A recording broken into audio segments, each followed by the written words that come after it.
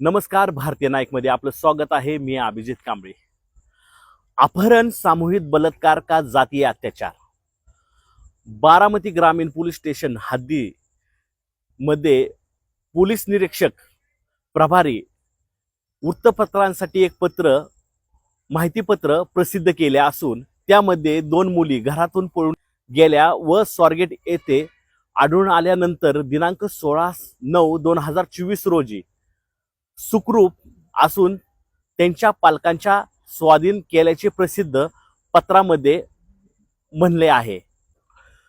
सदरच्या दोन्ही मुलींच्या जबाबातून एका आरोपीस ताब्यात घेतले असून पुढील तपास सुरू असल्याचे म्हटले आहे. आरोपीला अटक केली असेल तर कुठल्या कायद्यानुसार व कलमानुसार त्याला अटक केली आहे या प्रसिद्ध पत्रामध्ये स्पष्ट होत नाही.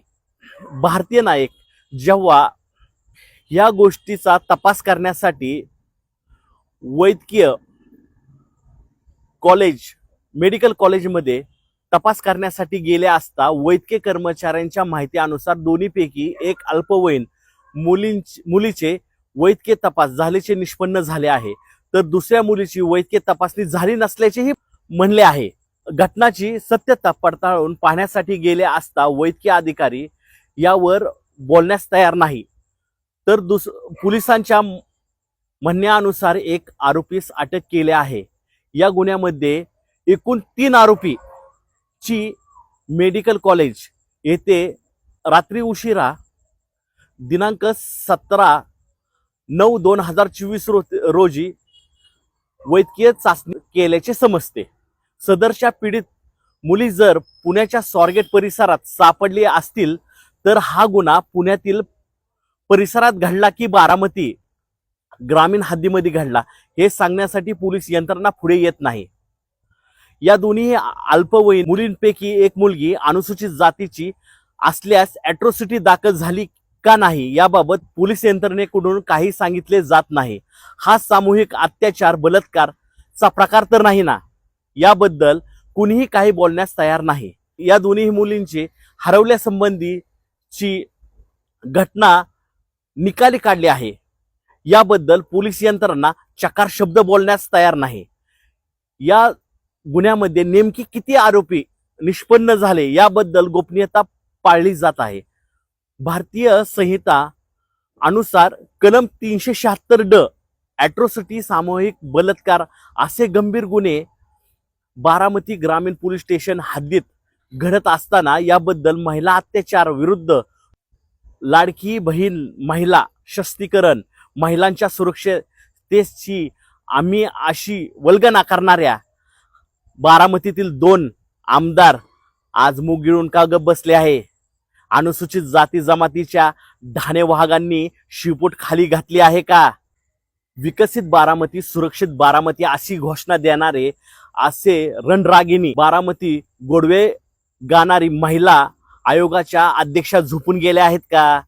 बारामतीच्या आरतीमध्ये गुंग झालेल्या शरीयो फाउंडेशनच्या सर्व या सामूहिक बलात्काराच्या अल्पवयीन मुलींवर व केलेल्या अत्याचारावर पवार कुटुंब शांत का, असा प्रश्न तमाम बारामतीकर करत आहे. महिलांच्या चळवळी चालवणाऱ्या बारामतीमध्ये महिलांवर 2 दिवसात 2 बलात्कार झालेत. या प्रकरणामध्ये सामूहिक बलात्कारही झाल्यात.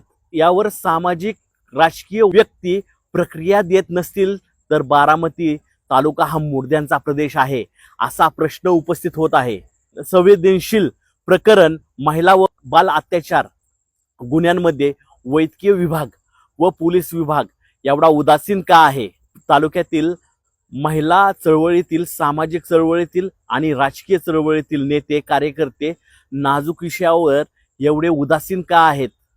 प्रिंट मीडिया, इलेक्ट्रॉनिक मीडिया, समाज माध्यमात यांचे शब्द बधीर झाले आहेत का?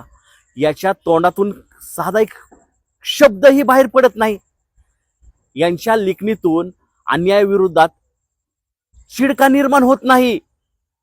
पोलीस कर्मचारी खाजगीमध्ये सांगतात की सामूहिक बलात्काराचा गुन्हा पुण्यात मांजरी या ठिकाणी घडला आहे, पण याचा तपास बारामती पोलीस करत आहे. सदर अल्पवयीन मुली अनुसूचित जाती जमातीतील असेल तर हा गुन्हा ॲट्रॉसिटीचा गुन्हा दाखल झाला असेल तर या गुन्ह्याचा तपास कुठला उपविभागीय अधिकारी यांनी केला व प्रत्यक्ष पाहणी पंचनामा आजपर्यंत झाला नाही का?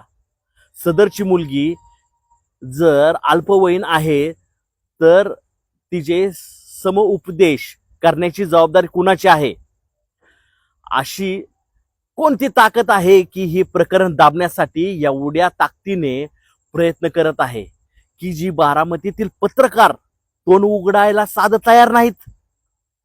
बारामती सामाजिक कार्यकर्ते मुग गिळून गप्प झाले आहेत.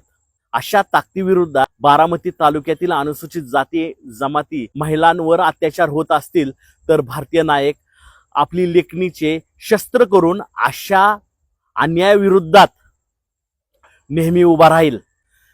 ही भूमिका कुणी उठवली की बारामती तालुका बदनाम होईल, आम्ही भारतीय नायकच्या माध्यमातून जाहीर निषेध करत आहोत.